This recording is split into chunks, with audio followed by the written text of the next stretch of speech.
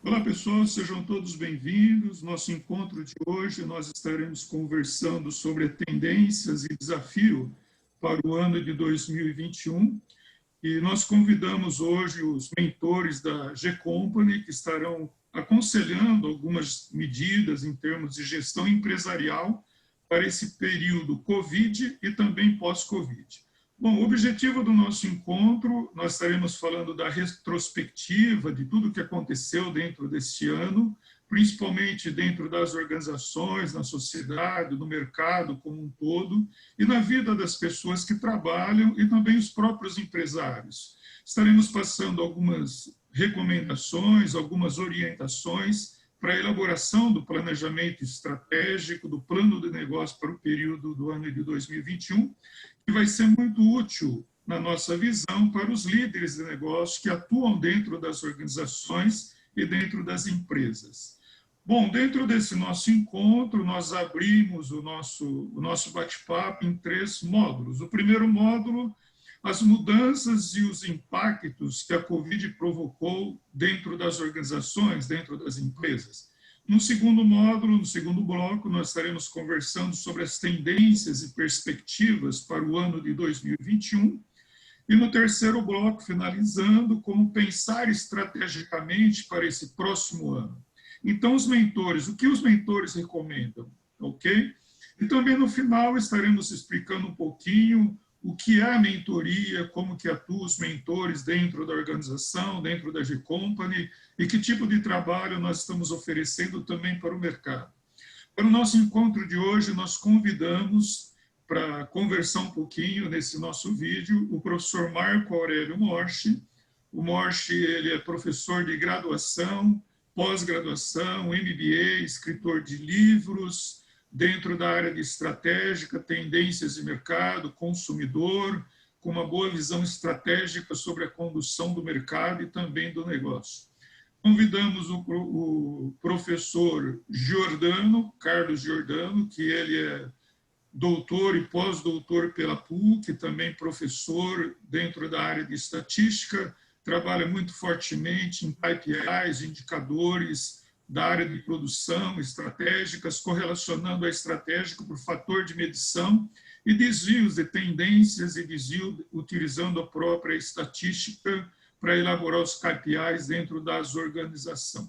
E o Irineu, que é um profissional de dentro das empresas, dentro das organizações, construiu uma carreira ascendente dentro da Nestlé, chegando a ocupar o cargo de diretoria e também atuando em grandes negociações com sindicatos, negociações em massas dentro das empresas e também nas negociações de mudanças entre os impactos da cultura organizacional dentro das empresas.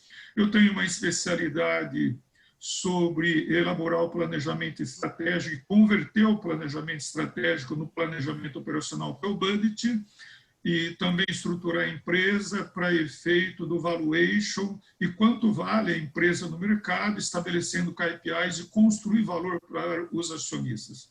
Nós nos unimos, então, para oferecer esse trabalho diferenciado no mercado.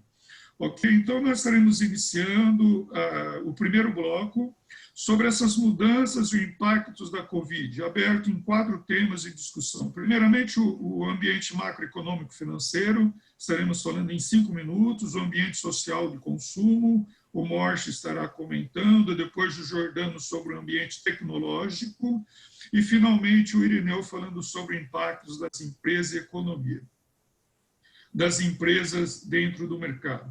Bom, comentando sobre o mercado macroeconômico, que nós enxergamos, que nós estamos vivendo nesse período aí da Covid. Primeira questão, que o PIB, Produto Interno Bruto, ele, segundo o Banco Central, está apresentando uma retração de 5%. Quer dizer, o país, em relação a 2019, está encolhendo em 5% em termos de produção. Por outro lado, o IPCA, que é o indicador da inflação, está num item muito baixo, apenas 3,20% ao ano. Dificilmente nós convivemos com uma inflação tão baixa assim. E o câmbio subindo, o custo, a conversão do real em dólar em 5,45%, e o Banco Central colocando dinheiro para as empresas em apenas 2% ao ano, também um custo do juro muito barato, muito acessível para as empresas. Porém, qual que é a nossa visão em tudo isso? O PIB retraindo em termos de produção, o Banco Central dando dinheiro, as empresas não querendo esse dinheiro, deixando na mão do Banco Central, porque não está tendo uma expansão no volume de produção, e os investidores, ao invés de comprar, investir no próprio negócio, comprando dólar. Daí o dólar dispara lá em cima, em 5,45, e as pessoas comprando menos por causa do desemprego, o produto sobrando na prateleira do mercado e o IPCA, que é o indicador da inflação, sendo apenas em 3,20%. Então, nós estamos visualizando um fenômeno, uma mudança de comportamento da sociedade como um todo. Bom, a nossa visão, que é isso que impactou dentro das empresas, qual que é a nossa recomendação? Se você tiver dinheiro em dólar, compensa nesse momento buscar o dinheiro no banco, porque o banco está colocando dinheiro a uma taxa Selic muito pequena, usar o dinheiro real nosso, quitar a dívida em dólar, tomar muito cuidado com o hedge, proteção cambial, imaginando uma queda, porque a operação cambial pode destruir a saúde operacional da empresa, tomar um cuidado muito grande, e também saber onde colocar o teu dinheiro, porque o mercado está fechando fora e produção menos 5%. O que nós podemos visualizar? Se tem 5% a menos, tem 95% de produção ativa, empresas produzindo, sendo cases de sucesso. Nós vamos citar, por exemplo, a Magazine Luiza, que entrou na plataforma digital, venda da Magalu, está comprando uma plataforma própria, exclusiva, para depender menos do Google e depender muito das redes sociais. Então, ela está se protegendo. A Magazine Luiza crescendo. Nós temos a Natura, que comprou a Avon, está migrando para ser empresa de cosmético a nível mundial, está crescendo muito. Nós temos a Embraer, agora mesmo o pessoal falando em crise, o valor das ações lá embaixo, essa questão da China ter saído em primeiro lugar, praticamente, em termos de produção e armamento, a Embraer vai produzir os jatos que estarão vindo para o Brasil, o Cassez, estão uma empresa que promete muito crescer no futuro. E temos também as commodities do Brasil, o grão sendo exportado em dólar, quem exporta produto nunca ganhou tanto dinheiro com o dólar lá em cima e a inflação lá embaixo. Então, nós temos segmentos que estão dando sucesso. O que nós colocamos? De que lado que você vai estar? Dos 5 que vai estar encolhendo, dos 95 que ainda está produzindo e ocupando esse lugar. Bom, essa é a nossa visão. Agora eu passo a palavra para o professor Borsch, para ele falar, então, um pouquinho, tendo essa visão da economia, baseada no que o Banco Central diz, que a gente faz leitura do Banco Central, o que ele vê em termos de varejo, tendências de mercado nesse período de Covid. Borsch, é contigo daí para frente. Obrigado, Alexandre. Bem, em primeiro lugar, o que a pandemia provocou na sociedade foi um impacto gigantesco em termos de comportamento, né? Todos nós sofremos o impacto inesperado que foi a mudança no comportamento de consumo. De uma hora para outra, o varejo, as lojas, os shopping centers fecharam e nós precisamos mudar a nossa forma de consumir. Praticamente 2/3 do comércio fechou e nós tivemos que ficar em casa, né? O hashtag Fique em Casa fez com que a gente passasse a fazer as compras online. E também isso forçou a forma de consumir das pessoas. O que antes algumas pessoas faziam, compras online, levou pessoas que nunca tinham comprado online, ter que aprender a usar, por exemplo, o computador, o smartphone, para fazer compras online. E também, por outro lado, determinados comerciantes que tinham lojas físicas, como restaurantes, lojas em shopping centers, acabaram quebrando, né? Tivemos aí setores que foram dramaticamente afetados por essa crise. Então, o setor aéreo, por exemplo, o setor de turismo, o setor de entretenimento, setor de cultura, tiveram desemprego e tiveram fechamento de serviços que afetaram a sua atividade econômica. E também os mais desfavorecidos, né, a classe econômica das classes C, D e E, tiveram um impacto profundo na sua renda. Embora o governo tenha ajudado através do auxílio emergencial, o consumo, como já foi bem dito pelo Alexandre, teve uma queda que vai levar o PIB desse ano a um desempenho muito baixo, né? Um crescimento negativo aí previsto para 4,5%, 5% negativos, né? Segundo a previsão mais otimista. Então, as perspectivas para o comportamento do consumidor foram bastante negativas. Agora, o que se pode perceber é que o mais importante é que o comportamento das pessoas levou-as a perceber que o consumo ficou centrado na compra de produtos essenciais, produtos básicos. O consumidor deixou de comprar aquilo que era supérfluo. Então, antes, se alguém comprava ou se dava ao luxo de ter algum produto mais, se dá ao luxo de ter uma pequena indulgência, né? Agora não, ele se foca em produtos básicos, produtos essenciais. Uma pesquisa feita pela McKinsey Consultoria demonstrou que os brasileiros, em geral, estão se preocupando com produtos mais essenciais e mais básicos. A população brasileira, por exemplo, ela aumentou o consumo pela internet.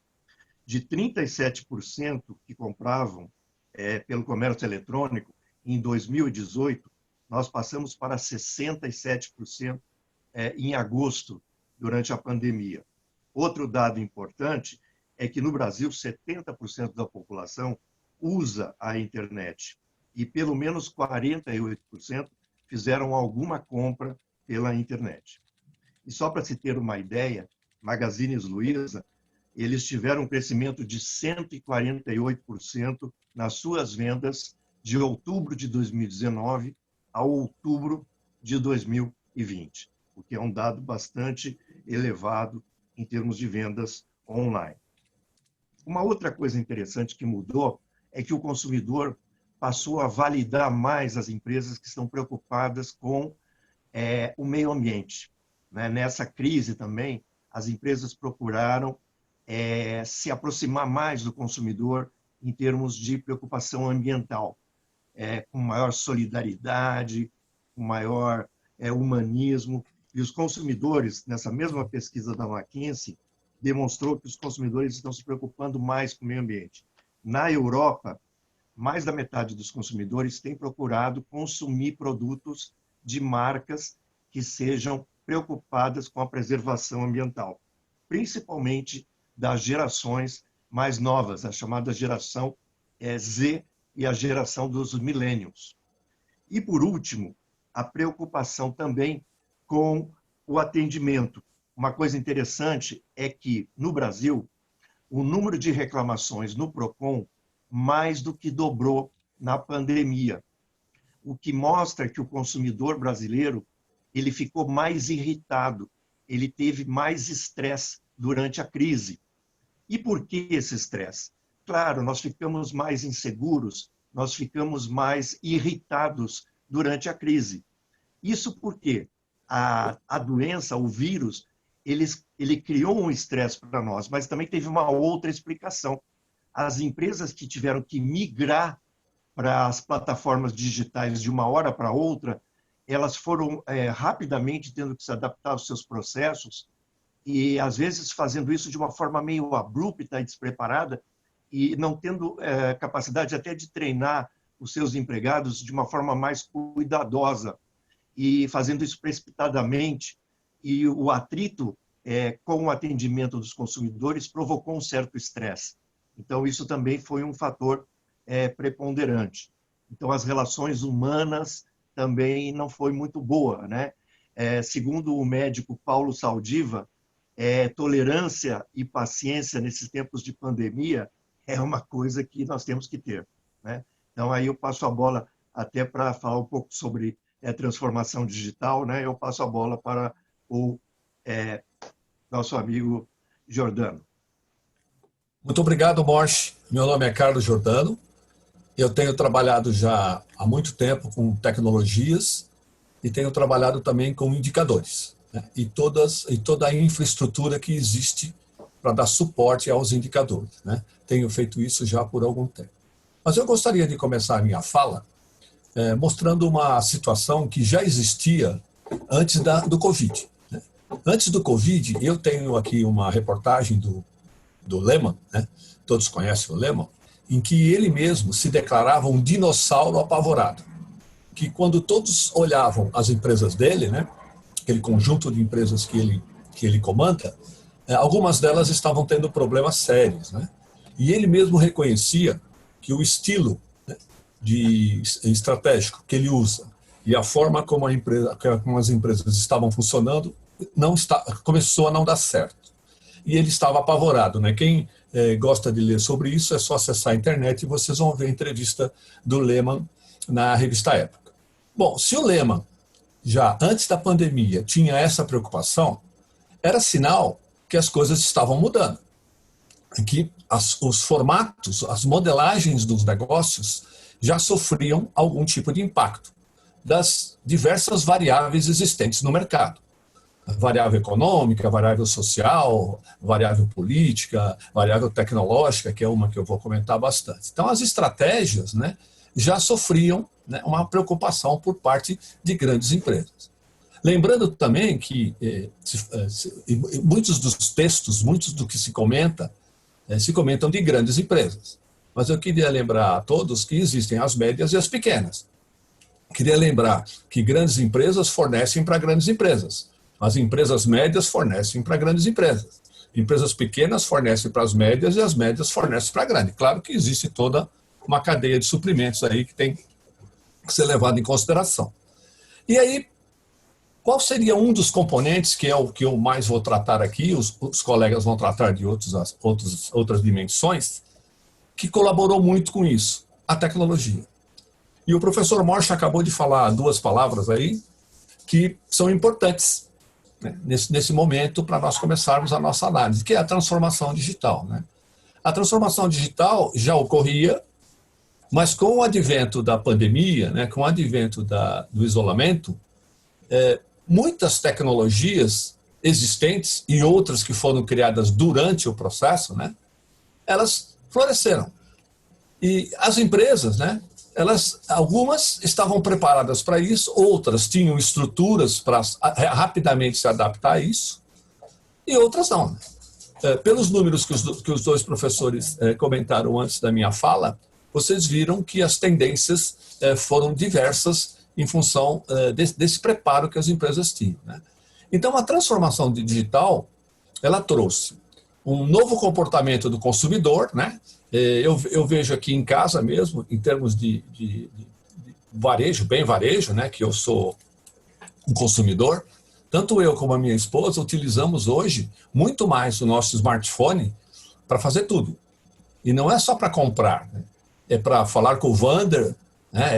É para conectar com empresas, consulta. Né? Eu trabalho numa universidade em que a semana passada nós precisamos refazer o exame médico, e o exame médico foi feito via celular, né? Por um aplicativo em que o médico fez várias perguntas e consolidou o exame médico. Então, essa transformação digital, ela apanhou já as empresas num certo momento, e isso foi intensificado com a pandemia.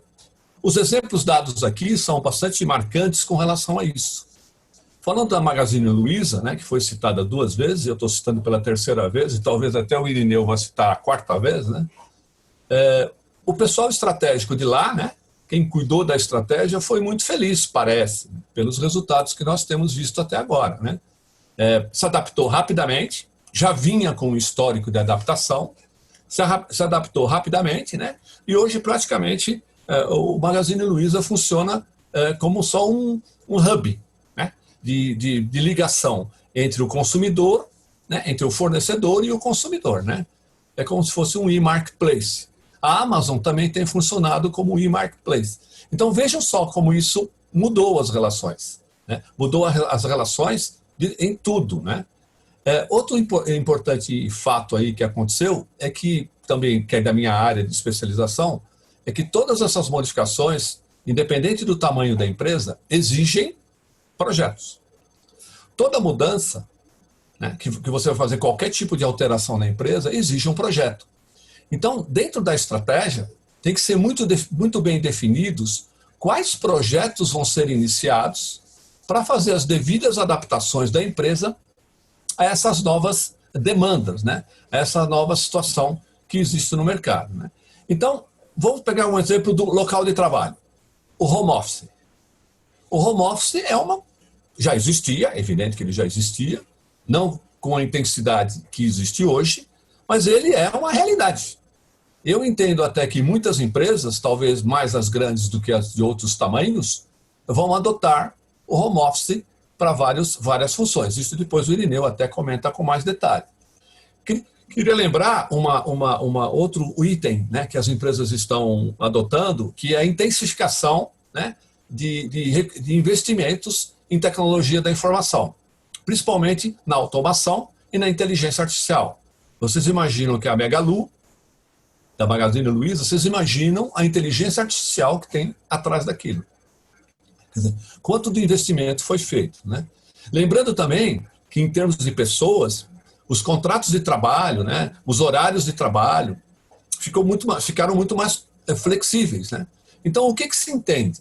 Se entende que, nessas mudanças, entre outros fatores, o fator tecnologia ele é indispensável para que a empresa continue, né, dentro do mercado e que continue competitiva. Falando em tecnologia, a administração da empresa como um todo, a gestão da empresa, que é o que nós mais temos preocupação, ela é suportada significativamente por sistemas de informação, por relatórios, por dashboards, não importa o nível, se é um nível estratégico, gerencial ou operacional. Você tem uma miríade de sistemas e subsistemas trabalhando na empresa para fornecer essas informações. Então vejam que interessante essa transformação digital. A transformação digital ela pode ser encarada como um círculo, irradiando linhas, né, para a sua periferia, e cada linha dessa chegando num círculo menor, e nesse círculo menor estariam concentrados as pessoas, os clientes, os processos, né? Então percebam que a transformação digital ela impacta na empresa toda e impacta no nível de informação que os gestores têm que ter para gerenciar melhor a própria empresa. Então, resumindo e já depois passando a bola para o Irineu, a transformação digital é irreversível, O importante é que os gestores, e isso nós podemos ajudá-los, entenderem, né, quanto essa transformação digital, dentro de todas essas círculos que estão em volta do círculo maior, que é a transformação digital, impactam na empresa. E isso é possível através de análises e através da verificação de indicadores, né, de indicadores que vão mostrar o peso de cada um desses componentes, né, que estão ligados à transformação digital, vai ter para a empresa. Né? Isso em termos do quê? Em termos de benefícios, de vantagens e de desvantagens. Né? Então, a minha primeira fala seria essas mudanças importantes com relação à transformação digital, essa tendência a gerar mais informações para que os gestores entendam melhor a empresa e consigam fazer melhor as suas estratégias. Irineu, é com você. Ok, Jordano. Vamos falar um pouco, então, sobre o ponto de vista de pessoas nesse impacto da pandemia. Acho que não vamos perder muito tempo se eu falar que o impacto foi gigantesco, as pessoas ficaram assustadas, problema psicológico, aumento de depressão, essas coisas todo mundo já leu, todo mundo já viu na mídia. Então, nós não vamos focar sobre isso. Vamos falar mais sobre o aspecto que é a finalidade do nosso trabalho, como é que isso impactou nas empresas. A grande questão é que, como o Jordan já mesmo falou, o Morse também, as mudanças já vinham acontecendo, até por necessidade. As relações de trabalho brasileiras são muito arcaicas, são muito engessadas, trazem muitos problemas e muitos passivos para as empresas. Então, se você pegar em algumas empresas, as contas de provisão para passivo trabalhista são imensas e e de uma forma que atrapalha os negócios. Com essa pandemia e a mudança que já vinha acontecendo, o mundo girou, ficou de cabeça para baixo. Muitas empresas não sabiam nem o que fazer. O contrato de trabalho era muito e ainda é muito engessado pela consolidação das leis do trabalho. Então, as pessoas não podiam, se podia dar licença, se podia dar férias, se podia isso, se podia aquilo, todas aquelas dificuldades, aquelas amarras que existem na legislação trabalhista, foi um problema muito sério. Então, quem vai ficar em casa, quem não vai, quer dizer, então, como nós estamos falando aqui no ambiente digital, a gente está focando muito também quais os impactos nas funções que poderiam ser feitas home office, ou nas funções que poderiam ser feitas à distância. Mas a grande maioria das funções nas empresas tradicionais, empresas de bens de consumo, bens de produção, é local. Você não vai fazer um iogurte de casa, você tem que ir lá na máquina. Então, essa foi uma revolução muito grande também nas relações internas, dentro dos ambientes de trabalho. Como é que eu vou lidar com a pandemia? Qual o desafio que eu tinha? Fecho minha fábrica? Não fecho minha fábrica? Eu estou nas atividades essenciais, eu não estou nas atividades essenciais. O impacto nas empresas foi justamente isso. Onde que eu estou? Como é que eu atuo? Então, os gestores e as pessoas que trabalham na organização tiveram que enfrentar o desafio e não sabiam o que fazer. Eu não sei o que fazer. Foi um grande desafio. Aos poucos foram se adaptando.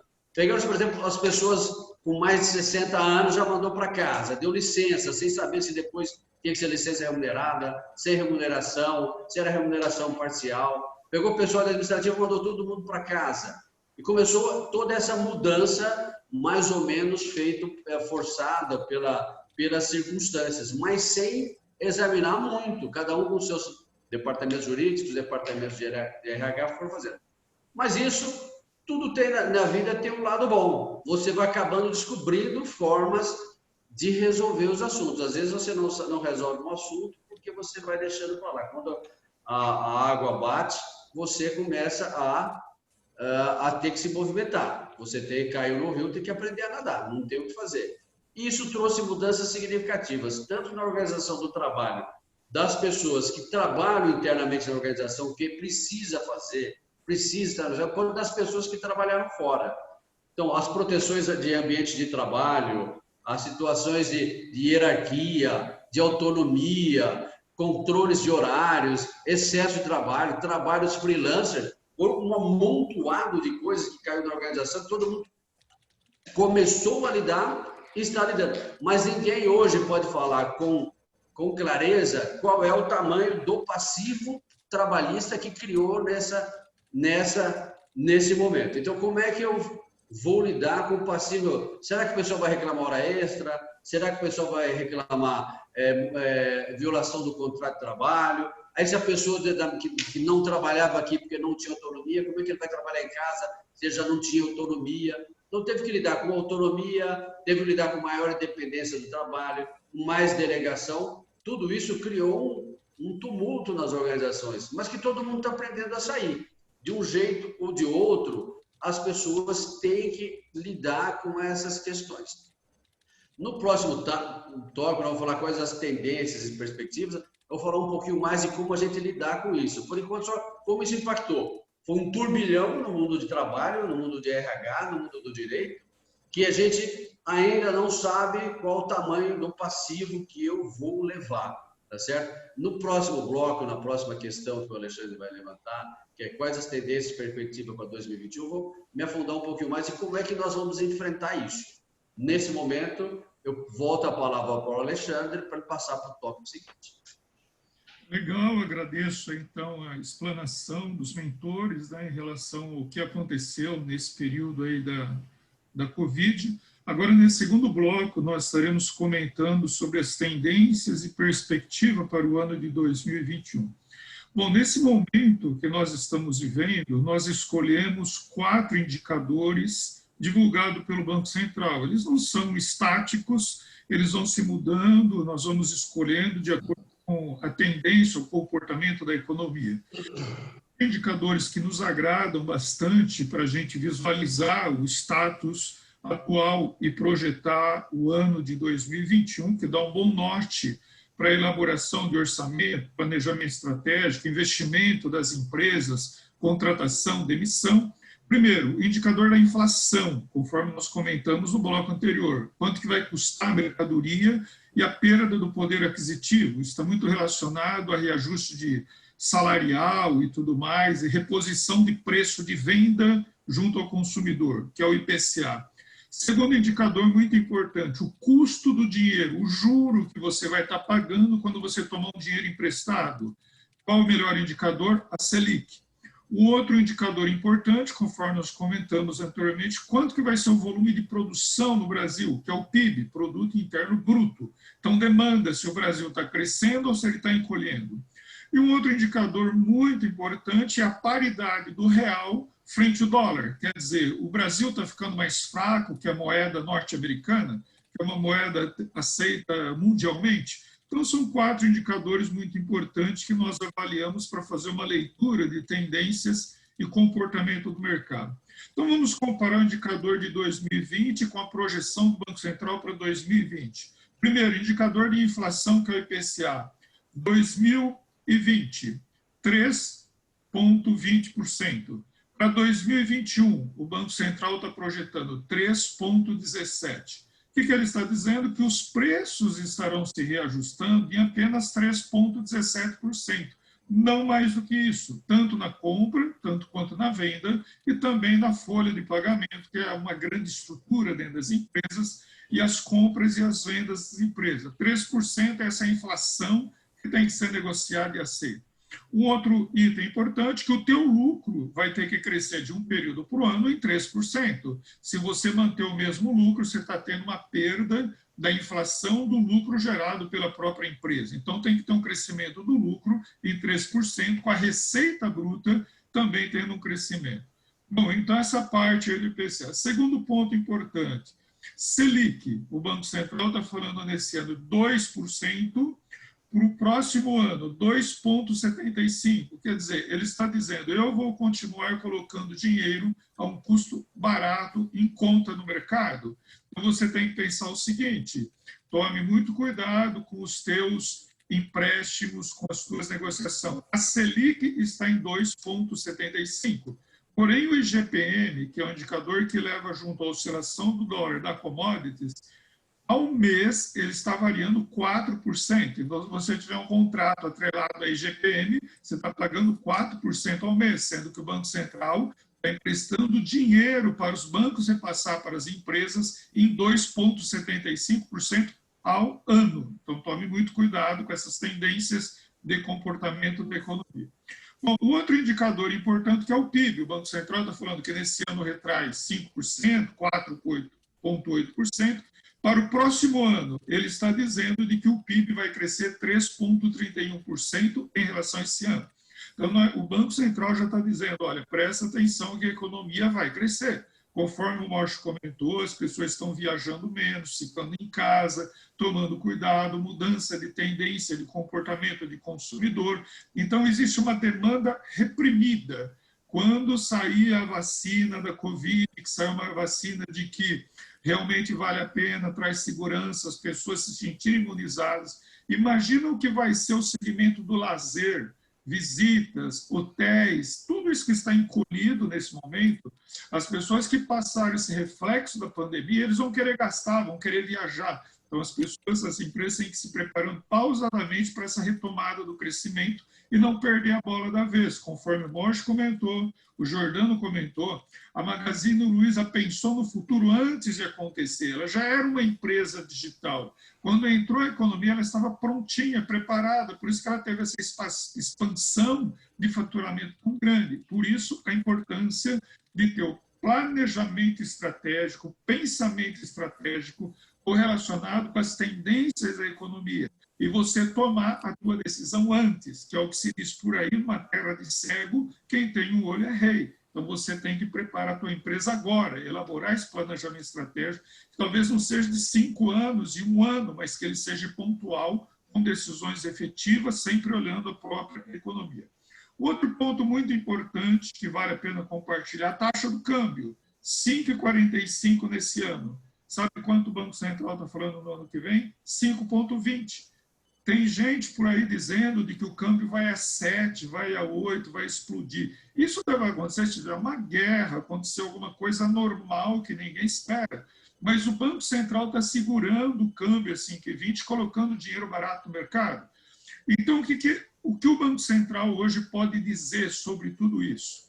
Como está tendo muita exportação, a balança comercial está favorável em 50 bilhões, está entrando dinheiro no Banco Central. Se o Banco Central quiser fazer guerra com o próprio especulador e comprar isso agora, o dólar a 5,45, ele vai oferecer comprar o real a 5,45 e no ano que vem vai estar 5,20. Imagina de que o Banco Central vai ficar ainda mais forte, só que não existe nenhuma tendência do Banco Central lutar contra a própria população e destruir a saúde financeira da população. Por isso que ele está colocando dinheiro a um custo muito baixo ligado à Selic. O Banco Central não vai lutar contra o seu próprio povo, mas hoje ele tem grana para comprar esse dólar que está hoje, aí, por exemplo, em 5,45, 5,60. Então ele pode fazer leilão de dólar, que ele também não vai se empobrecer. Não sei se vocês estiveram acompanhando, existe uma discussão muito forte, já aprovada pelo Congresso, de que o Banco Central está se transformando num Banco Central independente, como é no Japão, de que os governantes não podem lançar mão mais no dinheiro que está guardado lá na balança para fins sociais, políticos, econômicos. Dinheiro do Banco Central é para conseguir segurar a economia estável e não ter uma perda do poder aquisitivo da sociedade como um todo. Por isso, na crise que nós estamos vivendo, a inflação está lá embaixo, está sendo protegido, porque o Banco Central não está oferecendo títulos no mercado e, com isso, volta a inflação. O Banco Central está se segurando e, mais do que isso, colocando dinheiro em conta no mercado. Então, avalia muito bem a tua empresa em termos de endividamento, crescimento, taxas e crescimento de receita, custo de endividamento, reajuste dos contratos. Então, isso dá mais ou menos as tendências para o ano de 2021, sem nenhuma grande mudança, a não ser de que tenha um grande impacto social que venha fugir da normalidade da vida da sociedade como um todo, que é o que nós esperamos que não aconteça, que os Estados Unidos tenham um bom relacionamento com a China, que a China também tenha um bom relacionamento com a Rússia, a Europa como um todo, e a nossa vida continue como nós chegamos até o presente momento. Essas tendências, agora eu volto novamente a palavra para o Moche, para que ele possa estar passando as tendências do consumo para o ano de 2021. Obrigado, Alexandre. Bom, recentemente nós publicamos um post na página da G-Company e também está lá na minha página do LinkedIn, onde fala das 10 tendências para o pós-Covid. E eu vou destacar aqui 3 dessas tendências. Uma delas é que o mercado e as pessoas passaram e vão valorizar cada vez mais o que realmente importa. A segunda tendência é que existirá o maior investimento das empresas em responsabilidade social e sustentabilidade empresarial. E a terceira é que as conexões serão mais humanizadas daqui para frente e haverá uma maior busca por propósito. Então, eu gostaria de aprofundar um pouco mais essas 3 tendências. A primeira é que existirá uma valorização do que realmente importa. A Melinda Gates, que é a cofundadora de uma das maiores ONGs, que é a Bill e Melinda Gates Foundation, ela disse recentemente que mais importante do que superar o vírus da pandemia é a gente consertar tudo que está estragado, tudo que está quebrado no mundo. E o que ela quer dizer com isso, na verdade? É que esse vírus serviu para a humanidade se dar conta de como nós somos frágeis, né? Um pequeno vírus, uma molécula infinitesimamente pequena, colocou a humanidade em risco e fez a gente perceber o questionamento sobre os nossos valores, né? A gente começar a avaliar quem nós somos realmente e como é que nós estamos vivendo. Questionar coisas como, por exemplo, o nosso capitalismo opressor, o nosso materialismo, a busca por um consumo desenfreado, a preocupação pela sustentabilidade do planeta, uma falta de preocupação com a qualidade de vida, com o próximo, com a injustiça social. Então, essas pequenas coisas realmente passaram a fazer parte dos nossos questionamentos, porque a gente viu quão frágil é a vida humana. E as pessoas que passaram pela Covid e que sobreviveram, elas começam a repensar os seus valores. O Nizam Guanais, né, que foi um dos que passaram por isso, grande publicitário, ele disse que ele repensou totalmente os seus valores depois que ele saiu da doença. E todos que têm passado pela doença têm falado isso, né? Que você sai da pandemia completamente diferente, né? É como quem sobrevivesse a um câncer, porque você repensa os seus valores. E todas as grandes tragédias humanas, o homem sempre sai diferente depois dela. Certamente, depois dessa pandemia, a humanidade vai sair diferente. Então, provavelmente, as nossas mudanças, os nossos hábitos vão ser mudados depois disso. E aí o consumo humano também vai mudar. Provavelmente, nós vamos consumir menos, nós vamos ser mais seletivos no nosso consumo, nós vamos nos preocupar mais com o planeta.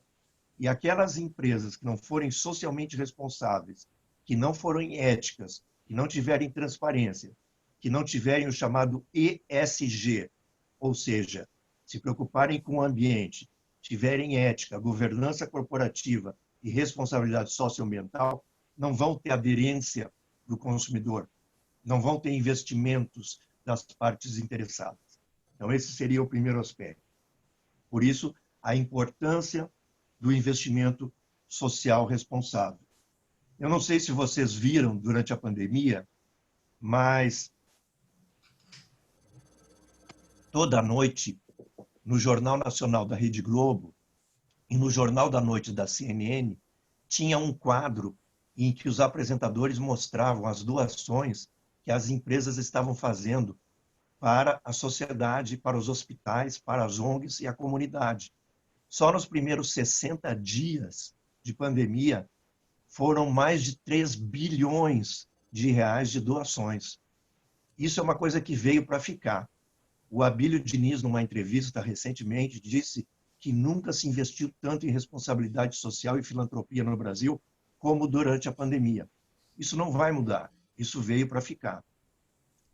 E a terceira grande mudança é o seguinte: as conexões humanas, por incrível que pareça, no mundo virtual, ficou mais intensa do que no mundo físico.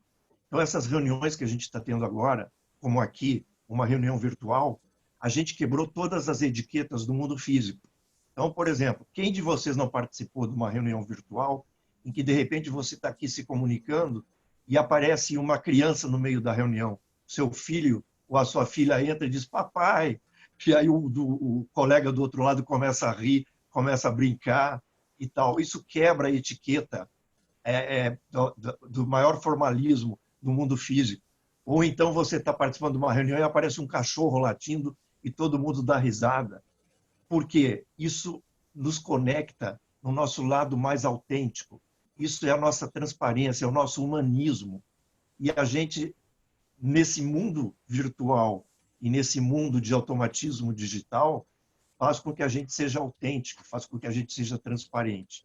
E é justamente esse humanismo, é justamente essa solidariedade e essa autenticidade que nos faz lembrar que nós somos seres humanos, né? Então é meio paradoxal, mas é isso que nos lembra do nosso lado humano e do nosso lado solidário, né? E um dado importante que durante a pandemia, né, foi criado um movimento solidário, Não Demita, e várias empresas, o Bradesco, a Vivo, o Boticário, Magazine Luiza novamente, mais de 4.000 empresas se mobilizaram para não demitir os funcionários. Elas foram humanas, tiveram consciência social. Então, aí nós chegamos na terceira tendência, que é o maior humanismo das empresas. As empresas estão mais preocupadas com seus colaboradores e existe, então, a busca por propósito.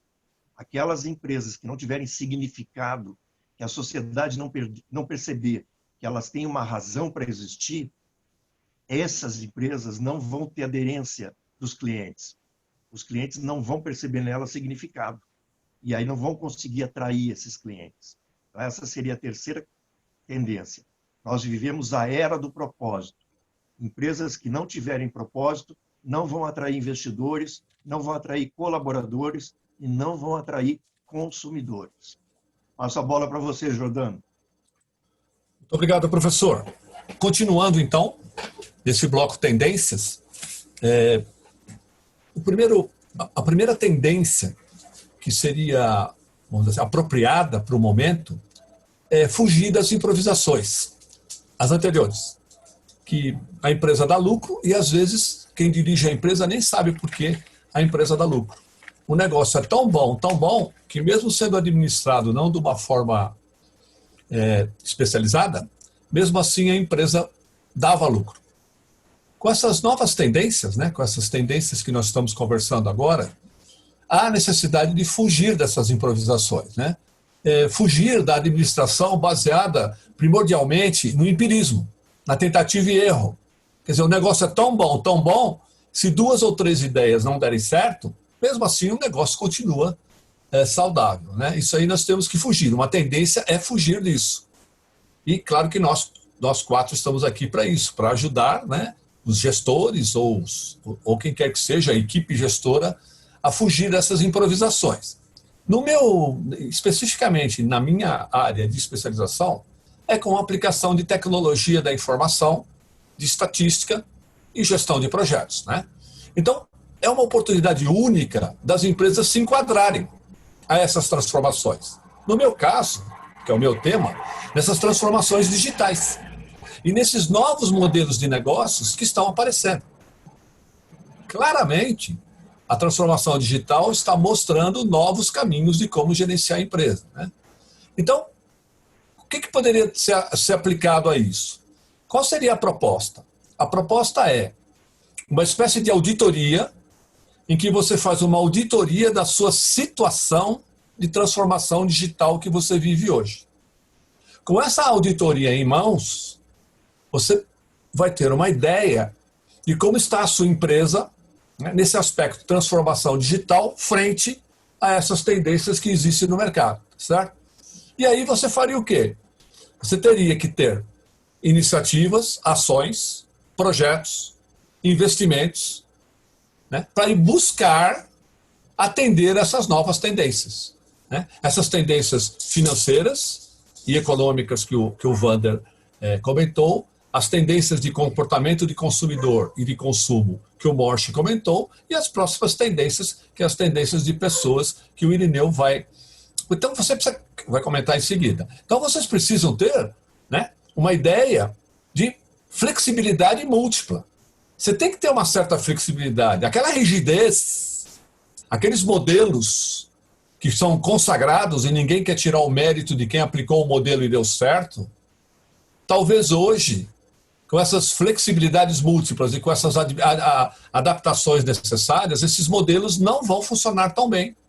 E aí é que nós entramos, mostrando as tendências, fazendo uma avaliação de como a empresa está, né, cada um na sua área, e mostrando uma adaptação, uma flexibilização da empresa a essas novas tendências. Vou pegar alguns valores, que o Wander apresentou valores, o Morsch também. Eu tenho muito contato com o Fórum Econômico Mundial. Eu gosto muito de ter os relatórios do Fórum Econômico Mundial, é só vocês entrarem na internet, vocês terão acesso, né? E eles emitiram um relatório agora em outubro, é recente, mostrando de como que vai ser os empregos e como é que as empresas vão funcionar em 2025. Claro, segundo a versão deles, né? Uma coisa que é bastante assim, clara e contundente é que metade dos empregos vão ser executados, né, metade das funções vão ser executadas por robôs e metade por seres humanos. Essa metade ser humano que vai executar essas funções, ela precisa de requalificação. Quase 90% desses seres humanos que vão estar executando funções em 2025 precisam de requalificação. Então, se você pegar só esse dado, você entende que o funcionamento da empresa vai ser diferente.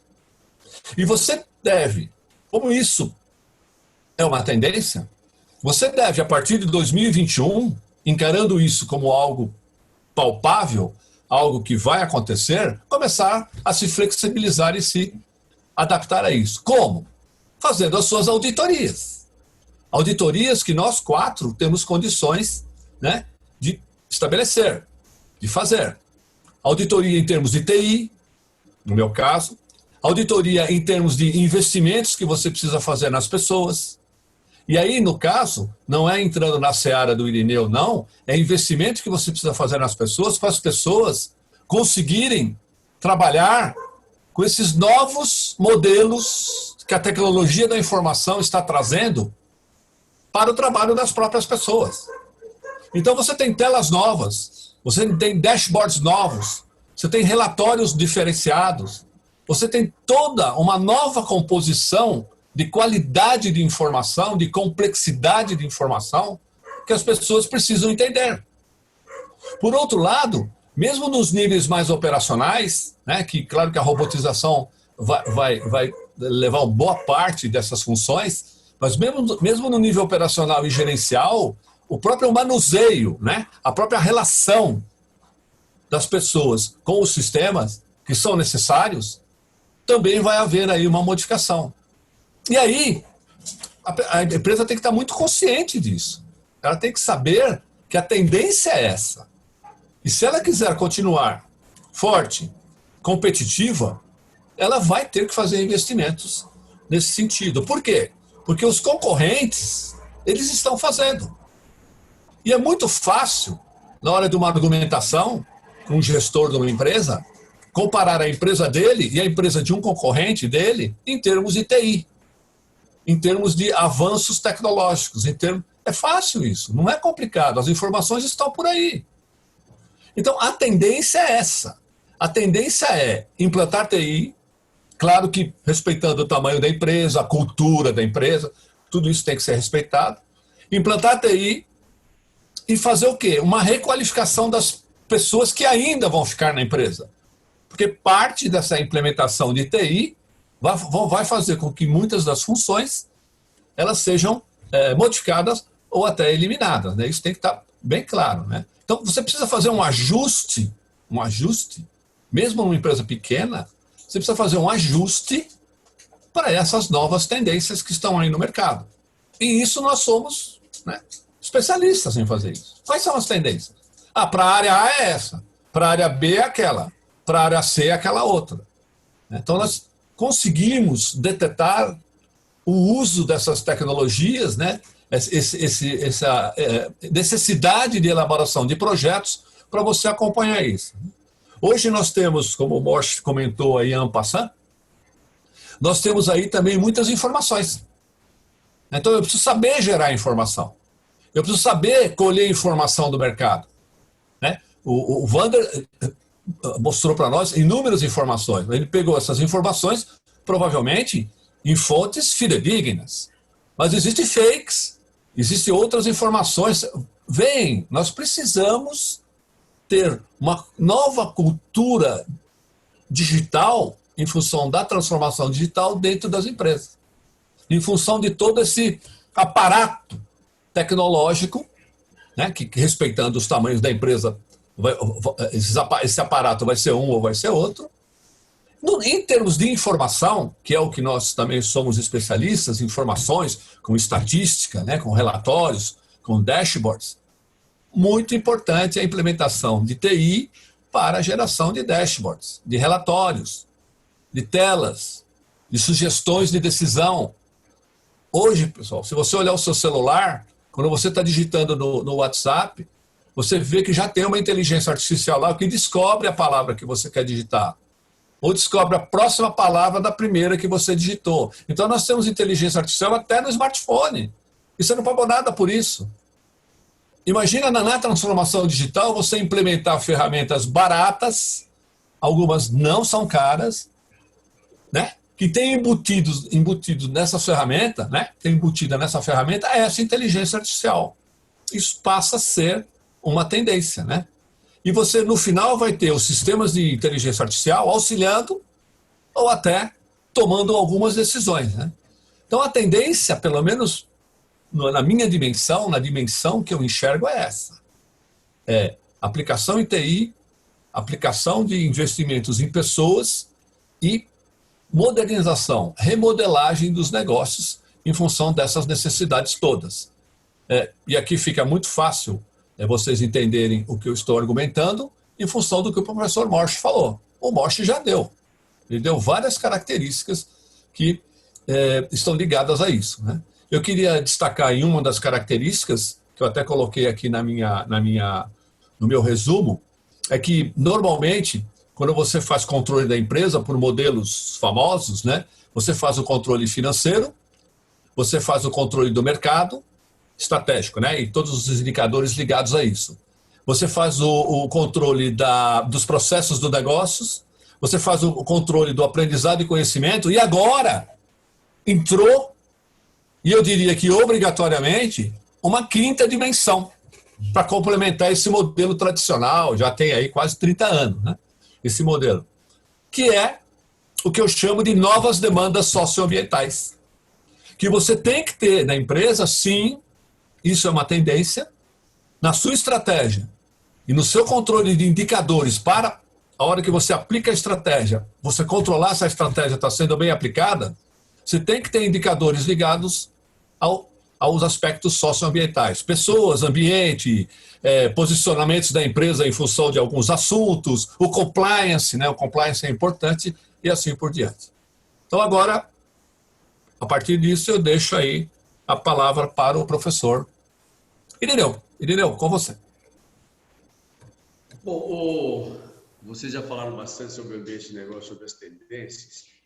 Falando em relação às pessoas e falando mais sobre tendências para 2021, nós temos que falar num ambiente de trabalho, depois de todas as considerações muito bonitas que o Morsch colocou sobre responsabilidade social, ambiental, essas coisas que você colocou sobre necessidade de TI. Nós temos aquilo que o pessoal do RH sempre fala, então vocês já leram muitos livros.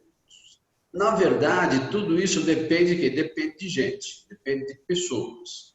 Você não pode ter tecnologias super avançadas, teorias de gestão super avançadas, se tem gente incompetente para fazer esse trabalho. Então, isso faz com que a tendência de 2021 e para frente, sempre foi, mas agora ficou mais reforçada, é que precisa de gente boa no trabalho. Precisa de gente que saiba enfrentar esse desafio, o desafio da internacionalização. Por exemplo, abriu muitas oportunidades de mercado. O Brasil não está muito preparado, nem nós, acho que nem no mundo inteiro, para absorver determinadas mudanças, por exemplo. Eu não preciso agora, já sabíamos disso, mas que se aprofundou um pouco agora no nosso conhecimento na época da pandemia, existe vida fora da empresa. Então, você poderia, por exemplo, fazer desenvolvimento de produtos, treinamento online, contabilidade, finanças, vendas, marketing fora da empresa. Por que precisa estar todo mundo dentro da empresa? Desde que eu tenha uma estrutura bem montada, uma filosofia de trabalho, um conceito de produto, um conceito de empresa, uma filosofia, eu posso trabalhar com qualquer lugar do mundo. Eu posso comprar trabalho de marketing em qualquer lugar do mundo, que isso é fornecido online. Eu posso montar minhas equipes de vendas, de marketing, de suporte online em qualquer lugar do país, sem necessariamente ter, por exemplo, as grandes unidades administrativas, por exemplo. Então, essas são oportunidades que surgiram. Eu posso descentralizar. Por que eu preciso ter um serviço de contabilidade grande dentro da organização? Não preciso. Eu posso comprar essa contabilidade em qualquer lugar e ter esse controle online, ter acesso aos relatórios online, com toda a eficiência que a tecnologia nos traz. Eu posso ter a minha equipe de vendas fazendo meu produto girar no Nordeste com a equipe completamente nordestina, que conhece o local, conhece a época, conhece a cultura local. Enfim, eu posso contratar desenvolvimento de produto na Inglaterra, na Índia. Vocês sabem hoje que nos Estados Unidos você pede uma pizza para a pizzaria da esquina, acho que no Brasil também, não estou bem por dentro, o Jordão talvez saiba melhor. Essa ligação vai para a Índia, que volta para a pizzaria da esquina, eles entregam pizza na sua casa. No setor de call center, isso já é uma realidade, não é certo? Você liga, a ligação circula o mundo. Outro dia eu fui reclamar de uma operadora de TV a cabo. Eu falei para a moça, mas eu não concordo com isso, eu preciso conversar com alguém. Eu posso ir aí no escritório de vocês conversar? Eu falei, meu filho, eu estou no Sergipe. Ele falou, é assim. Eu falei, você está no Sergipe? Desculpa. Então, eu preciso de alguém que resolva. Ele falou, só online. Você entendeu? Eu não tinha mais contato com alguém para resolver um problema que não podia perder a novela das 8 e estava fora do ar. Mas isso é uma brincadeira, é verdade? Mas essas coisas estão aí. E nós aprendemos a lidar. Nós temos que, na área de gestores, nós temos que fazer isso. As oportunidades são imensas. Existem diversas possibilidades de aproveitar isso. Só que ao invés da gente pensar na tendência, conjuntamente com a ideia de pensar em quais as tendências que eu tenho que aproveitar, que vai acontecer, eu tenho também saber que tem uma tendência do lado do passivo. Eu tenho que saber assim, como é que eu lido num ambiente brasileiro de negócios, de relações de trabalho, com os passivos que isso possa gerar para a minha empresa. E tenho que criar um sistema de gestão importante que possa trabalhar com essa nova realidade. A grande questão que nós vemos nas organizações hoje é gente capacitada para implementar mudanças que acontecem muito rapidamente, que as pessoas veem o futuro e pensam com a cabeça do passado. Essa é a grande dificuldade. Então, quais são as tendências? É um mundo diferente nas relações de trabalho, nas relações de pessoas. Mas eu vi algumas mudanças muito importantes, que o Mocha já falou, mas que é importante falar. Assim, muitas pessoas criticavam no passado, por exemplo, Bolsa Família, só cria vagabundo, só cria isso, só cria aquilo, sem pensar naquele conceito de renda mínima que existe já faz tempo no mundo inteiro, principalmente na Suíça e tal. Quando houve a pandemia, que a fome ia se abater de forma que deu auxílio emergencial, quantas pessoas que criticavam o Bolsa Maria não recebeu R$600? Um monte. O cara se deu conta de que a realidade social é outra, que a sociedade ela é feita para prover o bem-estar geral, e não só de quem tem oportunidade de trabalho, nem só de quem tem dinheiro. As oportunidades de bem-estar e de vida é para todos. A sociedade tem que organizar para isso, para aqueles que têm trabalho e para aqueles que não têm trabalho. E quando o Giordano disse o seguinte, 60%, 50%, 70% vai ser automatizado, eu tenho que pensar, o que eu faço com as pessoas? Tá certo? As pessoas, o mundo não é feito para fazer produto para não ser vendido, tem que ter mercado. Se tem que ter mercado, se 70% vai ser automatizado, os outros, esses 70%, vão estar desempregados? Não, tem que ter outras ocupações. É redução de jornada? É um outro estilo de vida? Nós temos que mudar o nosso mindset, nós não podemos pensar que vai eliminar 70% dos postos de trabalho e que todo mundo vai continuar trabalhando 12 horas por dia, vai fazer trabalhos excessivos, vão ter que trabalhar muito no nosso conceito de workaholics. Não, não é assim. Se o mundo está mudando para eliminar 70% do mercado, a finalidade a sociedade tem um fim, é criar o bem-estar social de todos, não só dos 30% que eventualmente preservariam os postos de trabalho, mas de todos. Então, a empresa tem que pensar isso para o futuro, a médio prazo, longo prazo, sim, mas vamos falar só de 2021. Qual a tendência de 2021? Trabalhar com passivo, com os aprendizados da pandemia, tá certo? E criar uma nova forma de pensar. Aqui no próximo bloco, eu vou falar um pouquinho de como eu acho que as empresas devem agir para fazer frente a essas novas tendências de forma prática. O que eu tenho que fazer? Como é que nós vamos enfrentar essas dificuldades? Porque só falar das dificuldades, eu tenho que achar saída. Aí volta o que falou Giordano, Mocha, Alexandre. Aí é que tem que usar a experiência, tá certo? E a capacidade de realização e de execução daquilo que foi planejado. Por enquanto é isso, eu volto para o Alexandre. Legal, agradeço então. Nós agradecemos as recomendações de todos os dois blocos antecedentes. Agora nós estaremos falando nesse terceiro bloco o que pensa, como pensar estrategicamente para o próximo ano e que esse grupo de mentor que nós estamos reunidos, qual seria as nossas recomendações, né? Bom, começando sobre a parte financeira, estratégica nós olhando assim sobre o cenário econômico, aquilo que está dando certo na tua empresa, você mantém. Aquilo que deu errado, analisa e muda, mas muda rapidamente. Não fica esperando muito tempo.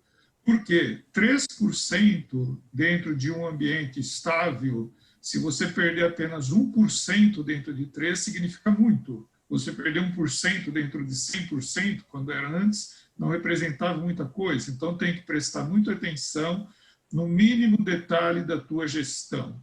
Ok?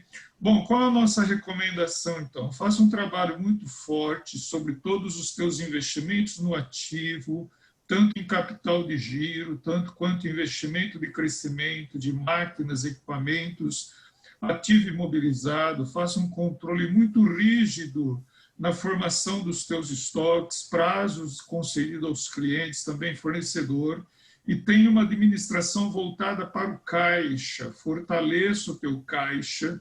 Esse excedente de caixa, procure eliminar, em primeiro lugar, dívidas em dólar e reduzir o passivo da empresa, que é o endividamento. Toda ansiedade de crescimento tem o ano de 2021 para você manter a tua empresa de pé e viva do jeito que ela passou esse ano, e ela venha passar o próximo ano sem grandes mudanças, sem grandes investimentos.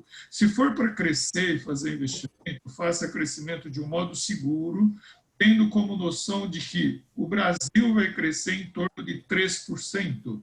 Se você fizer investimento para a tua receita crescer em 20%, você está saindo de uma média que o Jordano muito bem conhece, esse tipo de KPI indicador, e você vai estar entrando num crescimento, por exemplo, nem a China está projetando crescer 10% no próximo ano. Como que você vai crescer em receita em 10%?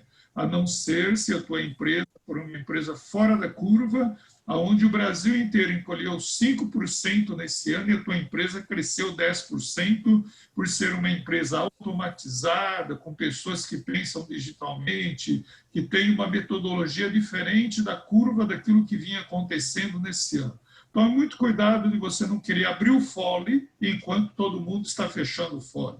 E o custo do dinheiro, embora sendo baixo, você tem que pagar sempre o valor do teu principal, e isso pode deteriorar a saúde financeira do teu caixa se não tiver o crescimento esperado. Por isso é muito importante você fazer uma análise e convertendo o que a pessoa pensa, o que a tecnologia pensa, o que o mercado pensa, em indicadores de gestão econômica e financeira, e tornar-se um norte e uma bússola para você verificar se aquilo que está acontecendo está fugindo do teu planejamento e principalmente se esse planejamento não está de acordo com a tendência de crescimento do mercado. É isso que nós gostaríamos de passar como recomendação, e mais uma recomendação, principalmente para os proprietários de empresa. Por isso que se diz pessoa física e pessoa jurídica. Nós nascemos um bebezinho, nós ficamos uma criança, nos tornamos um adolescente, do adolescente a parte da maturidade e depois o período do declínio. Assim também é o ciclo de vida de uma empresa. Ela é uma pequena empresa. De repente, essa empresa torna-se um menino e um adolescente. Quer dizer, ela começa a conviver com outras pessoas e que não é mais o pai que está cuidando dela. O que nós visualizamos dentro da empresa? Cresceu, tornou-se grande e o empresário ainda continua olhando a empresa como se fosse uma menininha, só que ela já é uma adolescente. Ela já está se relacionando com o mercado, com o dólar, comprando produto importado, crescendo, e o empresário acha de que ele vai continuar cuidando daquela adolescente como cuidava de uma criança. E olhando para a empresa, fui eu que criei esse negócio, fui eu que desenvolvi, eu tenho capacidade de analisar mercado, analisar KPI, analisar a parte financeira. A mente humana não tem condições. Por isso que dentro desse grupo nós temos um especialista dentro de cada área. É humanamente impossível querer falar de finanças, de RH, de mercado e de TI. Então nós somos pessoas diferentes com estudo e pesquisas totalmente diferentes. E as grandes empresas que nós vimos aí nesse percurso nosso, a empresa falir por uma teimosia do proprietário, porque ele não abriu a mão e não quer soltar a caneta dele na mão de um gestor mais experiente do que ele. E ele acaba fundando, por quê? A empresa dele era uma criança e agora uma adolescente, tornou-se uma fase adulta. E quando se torna fase adulta, precisa de mudar totalmente o comportamento. E o pai e a mãe já não dão mais conta. Ok? Então, essa recomendação de você elaborar um planejamento para o próximo ano de um modo muito mais profissional, para que você não venha conduzir a tua empresa numa falência, numa perda de insolvência, porque você tem uma ansiedade, conforme nós vimos aí no passado, construir Brasília de 50 anos em 5 anos. Foi onde o Brasil mergulhou numa crise de perda de moeda, de endividamento. E quanto tempo demorou para se restabelecer? Então, tem empresas que cometem um erro hoje e para ela corrigir esse erro demora 5 anos, por falta de capacitação e de não fazer um planejamento estratégico adequado. Bom, então, tome muito cuidado, crescimento, PIB, gestão em capital de giro, voltar ao teu pensamento para criar dinheiro no caixa, saiu o dinheiro do caixa ali que está a inteligência da tua empresa. Pensa muito, você vai dobrar a tua planta, contratar pessoas, máquina, equipamento. O caixa é o rei. Tem um autor que fala de valuation, avaliação de empresa, o Tom Copeland, nos Estados Unidos, ele escreve The Cash of the King. O caixa é o rei do pensamento, ali onde está a tua inteligência. Depois que o dinheiro saiu dali, já foi. Se você buscou endividamento e não converteu em crescimento do produto, você destrói a tua empresa. Então, profissionaliza a tua empresa para os próximos anos, esse é o nosso recado. Eu vou estar passando novamente a palavra para o Morche, do Morche para o Jordano, Jordano e Irineu, e daí, no finalmente, nós vamos estar explicando em 3 minutos o nosso programa de mentoria da G-Company, desse grupo que está conversando com você através dessa live, desse vídeo gravado. Tudo de bom, Morche, agora é contigo. Ok, bom, as minhas dicas para 2021, elas não valem apenas para o ano que vem. Eu acho que elas valem para toda a década que a gente vai ter aí pela frente. Ouvindo agora há pouco o Irineu falando que a gente precisa ter pessoas boas nas empresas, eu me lembro daquela frase que diz assim, o que a gente vai ter de bom ou de ruim nas empresas depende da qualidade das pessoas que a gente tem nas empresas, né? Então, eu acho o seguinte, se a gente puder escolher onde nós vamos investir na educação corporativa, na educação das pessoas, eu diria que o investimento número 1 é no pensamento estratégico dos líderes, né? Quer dizer, investir no desenvolvimento do pensamento estratégico. Porque num ambiente cada vez mais turbulento como esse que nós estamos vivendo, de mudanças contínuas e de rupturas contínuas, nós temos que ter líderes que saibam pensar estrategicamente. E todos vocês, né, conhecem aquela expressão VUCA. Todos vocês devem conhecer a expressão VUCA. Nós vivemos no mundo VUCA. VUCA quer dizer, em inglês, volatilidade, V de volatilidade, U quer dizer incerteza em inglês, C quer dizer complexidade e U quer dizer ambiguidade, tudo em inglês, né? É o mundo que nós vivemos, é um mundo com essas características. Esse mundo, ele é um mundo invisível, como a gente está vendo aí, o cúmulo VUCA foi essa Covid-19 que nos pegou de surpresa. Então, nós temos que ter pensamento estratégico e agilidade para poder lidar com essas características. O guru da estratégia, Henry Mintzberg, escreveu um livro chamado Ascensão e Queda do Planejamento Estratégico. O que ele quer dizer com isso? A gente não pode mais ficar esperando janeiro ou esperando dezembro para fazer planejamento estratégico, para fazer uma reunião lá em Atibaia, ou lá na praia em Salvador, ou lá no Rio de Janeiro, aquela reunião para estabelecimento de metas e objetivos para o ano seguinte. Hoje, nós temos que pensar estrategicamente todo mês, todo trimestre, porque as mudanças são muito rápidas, são muito contínuas. Ou seja, nós temos que desenvolver o pensamento criativo, estar atento para as mudanças e revisar continuamente o que a gente tem que fazer. Então, na verdade, o planejamento tem que ser substituído pelo pensamento. Essa capacidade de criativamente pensar o futuro, analisar as oportunidades, perceber o que está acontecendo à nossa volta e nos reinventarmos. E para isso, eu daria 4 dicas, né? 4 dicas. Lembra que eu falei do VUCA? Agora nós vamos mudar esse acrônimo. O V, que era volatilidade, agora nós vamos criar uma outra palavra, visão. Visão aqui quer dizer o seguinte: você saber onde você quer chegar. Você tem que ter clareza de propósito. Ou seja, o que você tem como proposta de valor para o seu cliente? Para que serve a sua empresa? Qual é a sua proposta de solução para o mercado? Qual é o impacto social? Qual é a transformação que você quer provocar? Isso tem que estar muito claro. Tá? Então, você tem que ter ética, você tem que ter transparência, você tem que ter autenticidade. Um exemplo de uma empresa que faz isso muito bem é a Natura. Olha que simplicidade. Bem, estar bem. E aí ela oferece produtos para as pessoas estarem bem consigo mesmas. Então, é muito claro isso. Através de valores, ela tem essa clareza de propósito. Segunda coisa, O de inglês é understanding, entendimento. O que quer dizer entendimento?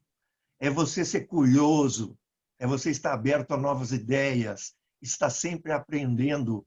Nesse mundo, você tem que ter dados e informações para observar o que está acontecendo à sua volta.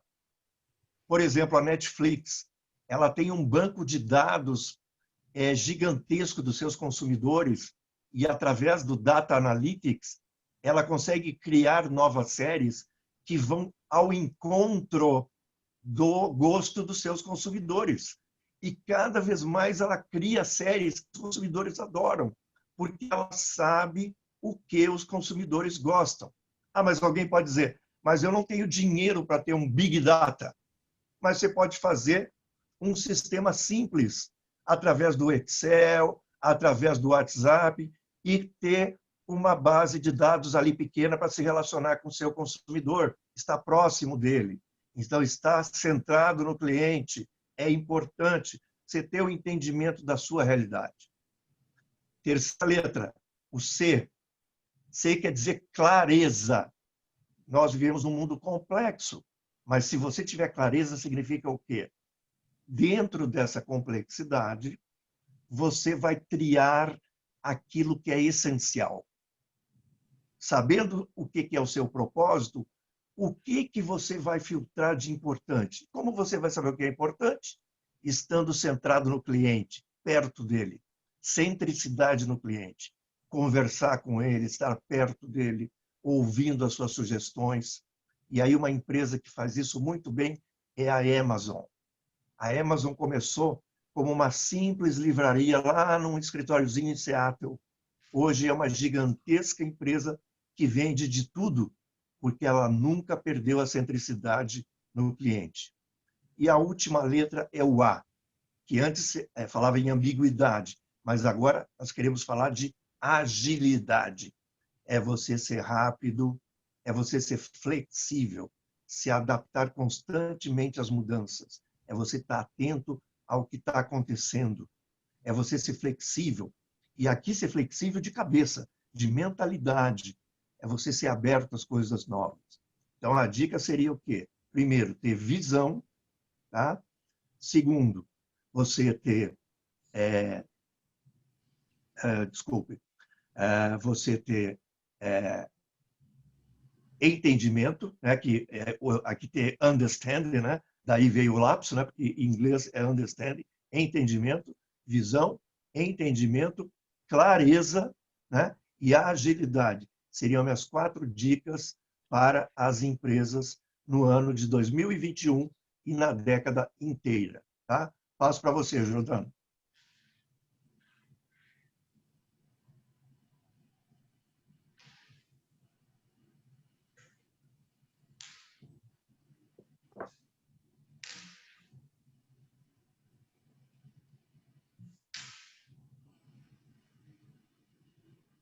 Jordano, seu microfone está desligado. Obrigado, professor Morsch. O primeiro componente que eu gostaria de revelar é o gerenciamento profissional. E o gerenciamento profissional, para você fazê-lo, talvez você precise de ajuda. Precisa de ajuda e você tem que ter esse discernimento de que se você precisa de um gerenciamento profissional, a ajuda ela é sempre bem-vinda, né? Bom, outro componente é criatividade. Você tem que enxergar que você faz parte de um ambiente, de um mercado, em que os seus concorrentes, os seus parceiros, né, todas as outras empresas que você tem relações, eles estão se adaptando a essa transformação digital. Estão se adaptando a esses novos modelos de negócios. E você não pode ficar para trás. Você pode, claro, fazer um benchmarking e simplesmente copiar, né, algumas estratégias que existem no mercado, o que já é bom. Pelo menos você não ficou parado. Mas seria interessante você ter criatividade para enxergar o seu negócio, né, fazer aquela auditoria que eu já comentei, e para você, a partir dessa auditoria, com um pensamento estratégico muito bem enraizado, você definir novas estratégias e aplicação dessas estratégias, tá certo? Então, o pensamento estratégico, ele é importante, pelo menos para uma certa camada de pessoas na organização. É aí que nós podemos ajudá-los, né? Outra coisa, implementar sistemas, e também como o Morsch acabou de comentar, ninguém precisa fazer investimentos vultuosos em tecnologia de informação.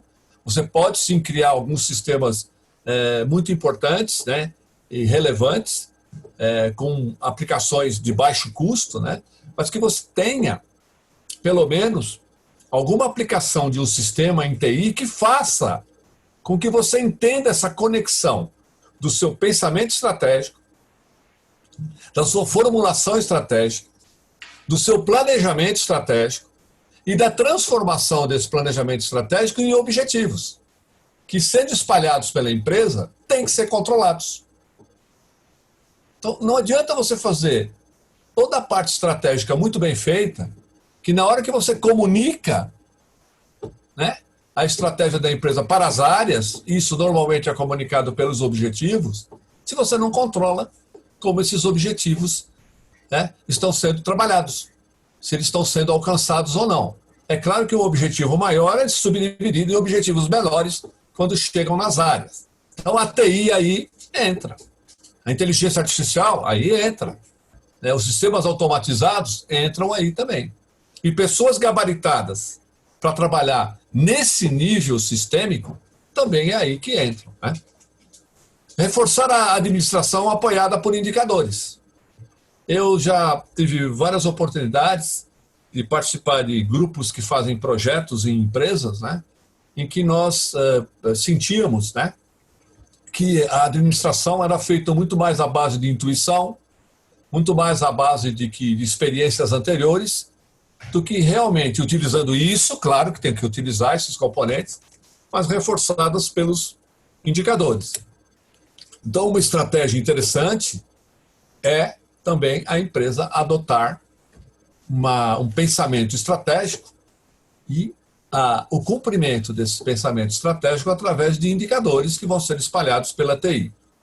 Um componente importante disso é mudar a cultura, né? Já foi comentado aqui que aquela cultura de que uma pessoa só sabe tudo, uma pessoa só decide, então, talvez em algumas empresas isso funciona, mas estatisticamente deve ser numa pequena quantidade, né? Você tem que ter uma administração um pouco mais aberta, né?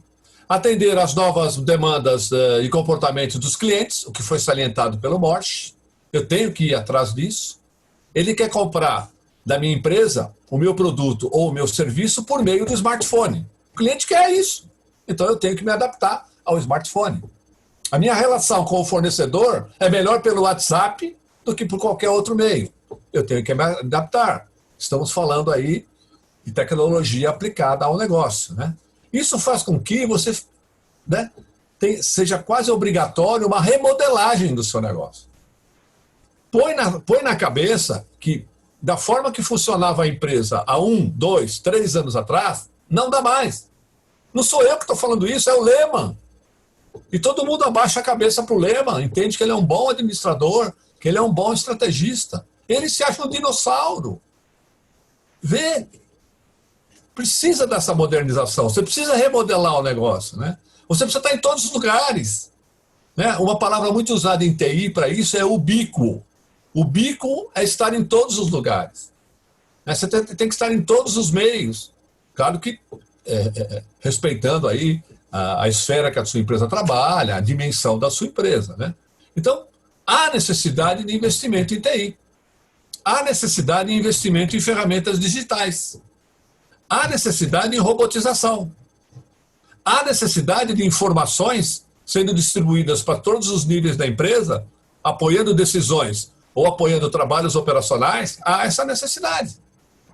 Isso é uma dica importante. Quer dizer, para tudo isso funcionar, você precisa ter trabalhadores, e o Irineu vai explorar isso melhor, trabalhadores compatíveis com esse nível de exigência que a TI está trazendo, que a transformação digital está trazendo. Se metade dos trabalhos serão realizados por robô, a outra metade que vai ficar para seres humanos vai exigir que seres humanos tenham uma especialização, tenham uma qualificação diferenciada daquela que era esperada há 1 ano atrás, 2 anos atrás, 3 anos atrás. Eu sugiro a vocês, por favor, que leiam o relatório emitido em outubro pelo Fórum Econômico, né, Mundial. Ele é muito interessante nesse contexto. E lá ele mostra que os trabalhadores agora, eles precisam ter hard skills e soft skills. E existe toda uma relação entre hard e soft skills para os trabalhadores. Vê, outra exigência. Seus trabalhadores, eles estão dotados de hard e de soft skills, porque é uma exigência desse novo modelo. Então, há necessidade do investimento em requalificação. Você precisa requalificar seus trabalhadores. Tem que requalificar. Não tem como. Ou até admitir trabalhadores com qualificações compatíveis com esse nível todo de exigência aqui que nós estamos conversando. E o componente penúltimo que eu gostaria de comentar, e eu até usei uma palavra do Morsch, não foi combinado não, eu tinha escrito esse roteiro antes de o Morsch falar, que são as novas etiquetas comerciais e pessoais. Existe uma nova forma de tratamento, de comportamento entre empresas e clientes, entre empresas e fornecedores, entre empresas e governo, entre empresas e outros parceiros. Só que eu queria chamar a atenção de vocês que essas novas etiquetas, se vocês forem fazer um detalhamento dessas etiquetas, elas estão baseadas em tecnologia da informação.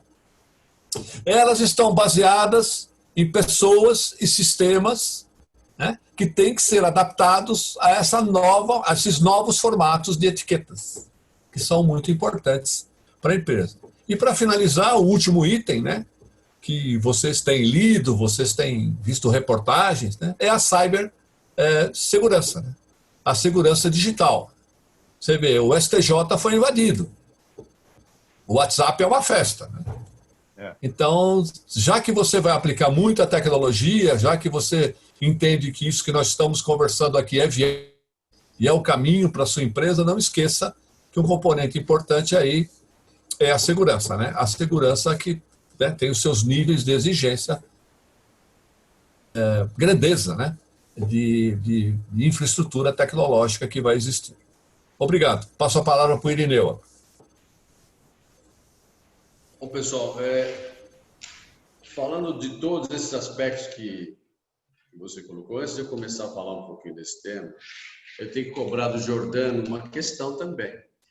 Nós não podemos pensar que não vão ter sempre trabalhadores qualificados para o desenvolvimento da tecnologia. Então, nós pedimos para os profissionais de TI que façam tecnologias de informação mais fáceis, verdade? Porque a inteligência artificial é ilimitada, mas a inteligência humana, embora seja limitada, é muito limitada nas situações do dia a dia. Eu posso desenvolver muito, mas dá trabalho, então é mais confortável desenvolver muito. Então, a gente espera que a tecnologia de informação também nos forneça as ferramentas de fácil manuseio. É isso que é o grande desafio, desenvolver pessoas e comprar tecnologia que as pessoas entendam. Essa é uma grande questão. Mas falando do planejamento estratégico, eu queria dizer para vocês o seguinte, o Morse disse, o planejamento estratégico já acabou, é uma coisa que é do passado, e é verdade. Hoje a gente tem que pensar em estratégias de gestão. É uma coisa diferente fazer um planejamento e ficar assim, o que você tem que fazer? É um planejamento da sua organização, tem que fazer, mas é parte operacional, parte tática. O planejamento estratégico é mais um pensamento da minha estratégia de como eu vou fazer a gestão da minha empresa. Quais são os meus princípios? Qual a minha lógica de gestão? Quais são os meus valores? Conforme o Márcio já falou sobre esse assunto. Então, para o 2021 está aí. Quem não tinha planejamento operacional e tático das suas atividades, está em cima da hora. Tem que fazer, tem que pensar. Aquela história, a diretoria pensa o macro, o presidente e os diretores, os gestores mais para baixo vão fazendo aquele desmembramento para todas as áreas da organização e chegar a fazer. Para 2021, já está aí. As estratégias, se a empresa não tem valores, vai criar durante os 21 valores, planejamento e pensamento estratégico para implantar depois. Mas não precisa implantar depois. À medida que vai saindo, vai implantando automaticamente. É um pensamento constante. A estratégia é um pensamento constante. O que precisa se ter, claro, na organização é o meu planejamento de resultados. O que eu quero fazer o ano que vem? Quais os objetivos que eu quero o ano que vem? Tá certo? Quanto que eu quero ganhar? Quanto que eu vou reduzir? Quanto que eu vou crescer? Se eu vou lançar produtos, se eu não vou fazer o que quiser. Planejou isso, decidiu isso, que se chama de um planejamento das operações, nós temos que definir qual é a tática que eu vou fazer. Isso que nós chamamos de plano de ação. Então, o RH vai precisar contratar gente disso, precisa fazer redução de gente. A área financeira precisa cuidar com redução de custos, precisa cuidar disso, aquilo. A parte operacional precisa trabalhar com mudanças de processo. A área de TI tem que trazer software, tem que trazer inteligência para a organização. Enfim, todos esses aspectos. Mas as empresas não têm tempo. E tem muita gente que fica misturando as coisas, fica pensando, eu vou preparar a minha equipe para dar o resultado. Isso não existe. A equipe tem que dar resultado hoje. A equipe tem que dar resultado hoje. Então, eu tenho que preparar a minha equipe? Tenho que preparar a minha equipe sempre para a demanda que vem depois. Mas eu não posso esquecer a execução hoje. Eu preciso dar resultado hoje, senão eu não tenho caixa, como disse o Alexandre, para pagar o desenvolvimento pagar meu planejamento. Então, eu tenho que ter resultados hoje.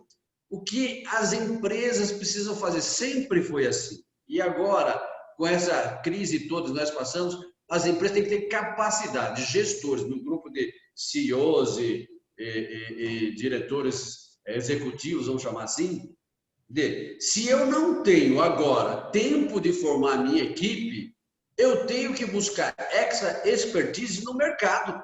O mercado está aí, tem um monte de gente oferecendo capital. Se eu não tenho condições de fazer um planejamento agora, vou buscar alguém que me faça. Se eu não tenho como fazer a execução, eu tenho que fazer agora. Como disse o Jordano, nós temos que criar indicadores para os resultados que eu vou fazer. E como disse o Morse, é um pensamento constante. Mas só pensar não adianta, eu tenho que pensar e medir o resultado do que está acontecendo. Para medir o resultado são os indicadores de resultados KPIs. Então, nós temos que ter isso claro, tem que ter fixado na organização. Se eu não tenho, eu vou trabalhando pela intuição, mas vou criando uma estrutura para que os resultados aconteçam. O principal da geração de resultado é a execução. Como disse o Ram Charan, uma boa estratégia sem uma boa execução não vale nada. As ideias da cabeça não funcionam. Você tem que ter boas ideias e tem que ter gente que faz. Por isso nós estamos falando, tem que ter gente boa que faça. Se eu não tenho na organização agora, e pela mudança de conceito que a pandemia acelerou, eu vou buscar essa expertise no mercado, alguém que venha lá e me traga. Acho que essa é uma das propostas, inclusive, do conceito de mentor. Eu tenho uma empresa, um grupo de pessoas que precisam dar resultados, mas eles não estão preparados. Eu vou prepará-los para o futuro e vou contratar alguém que já sabe fazer, alguém que já fez, alguém que já conhece o caminho das pedras. Que você nasce, cresce e vai crescendo o seu conhecimento. Você tem um grupo, por isso que a área de treinamento das empresas sempre existiu. Você vai estar sempre tendo que desenvolver pessoas. E se você tem que desenvolver pessoas, tem gente que já desenvolveu no passado. Essas pessoas precisam estar na organização, trazendo seus conceitos. E esse sentido de complementariedade, até que tem nesse grupo. Alexandre Finanças, o Morse de Mercado, Jordano Tecnologia, eu falando de pessoas. Essa complementariedade de conhecimento tem que ter na organização.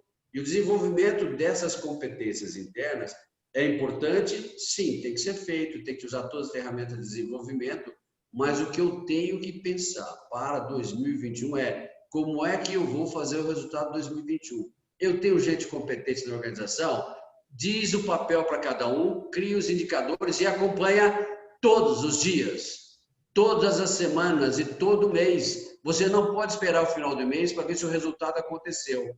Você tem que, porque se não aconteceu, já perdeu. Então, você tem que fazer o acompanhamento diário, semanal. Se não está acontecendo, decidir o que eu vou fazer para acontecer. O acompanhamento de resultado é assim. Todos os trabalhos que eu fiz, todas as organizações que a gente trabalhou, eu sempre trabalhei pelo conceito de geração de resultados. Como é que eu faço isso? Nós não estamos, a área de RH, como algumas pessoas pensam equivocamente, não é para dar bem-estar para as pessoas, criar plano de benefícios, criar... É também. Tem que pensar nas pessoas. Mas o final é criar resultado, que é o que importa para a organização, é gerar resultado, gerar caixa. Se o meu time não está gerando caixa, eu não vou conseguir fazer mais nada. Eu preciso de dinheiro. E para fazer dinheiro, para fazer resultado. Para fazer resultado, quem faz são as pessoas. Eu tenho as máquinas, tenho os sistemas. Aí eu compro aqui uma máquina moderna, dou na mão de um incompetente, ela não traz resultado. Compro uma TI moderna, dou na mão de um incompetente, não funciona. Ele compra as maiores teorias de mercado, vou lá, dou na mão do incompetente, ele não vai entender o mercado. Eu compro um monte de software de finanças, entrego para um cara que não é tão inteligente quanto o Alexandre, o que acontece? Não vai acontecer nada, vai perder dinheiro, não vai fazer caixa. Então, essa é a questão. Eu preciso de gente competente na organização. Quem já tem, ótimo. Quem não tem, tem que buscar essa competência. Ou vai no mercado e contrata, ou vai no mercado e contratar de qualquer forma, mas eu acho que não precisa trazer para a organização alguém que seja um expertise forever. Para aquele momento, esse momento eu preciso do expertise de finanças para resolver o problema lá de organização financeira. Nesse momento é de desenvolvimento de pessoas, de competência, de gestão no RH. A minha tecnologia está atrasada, quais as melhores soluções de tecnologia? Tecnologia, é mercado, é o Jordano, então. Essa complementaridade tem que ter na organização e as empresas têm que estar prontas para buscar isso no mercado. Então, quer dizer, forma prática de enfrentar 2021. Faça os resultados acontecer. Se você não está acompanhando, crie indicadores para acompanhar. Se você não tem quem faça, busque ajuda externa. Isso não significa que vai mandar embora ninguém, é que vai trazer conhecimento externo para complementar conhecimento organizacional já existente. E é isso que faz o resultado final. Senão eu fico esperando que a minha equipe se prepare para gerar resultado. Quando a determinado se preparou, a tecnologia já mudou, as ideias já mudou, o mercado já mudou, não vale mais. Então, tem gente que trabalha sobre isso, tem gente que faz isso, os conhecimentos são complementares. Então, a minha ideia para o ano que vem, faça os resultados acontecerem. Se você tem ferramentas internas, utiliza. Se você não tem, implementa. Se você precisa, vai no mercado. É nesse contexto, por exemplo, que a gente fala do contexto de mentoria. Eu pego gente que já sabe como fazer e explico como é que eu vou fazer. Como é que eu vou fazer dentro da minha organização.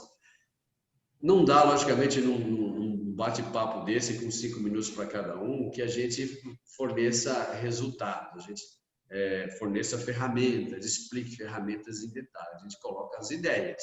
E essas ideias, depois, têm que ser desenvolvidas nas organizações. Tá bom? Era isso, Alexandre, com você. Legal, então nós agradecemos aí esse nosso encontro, né?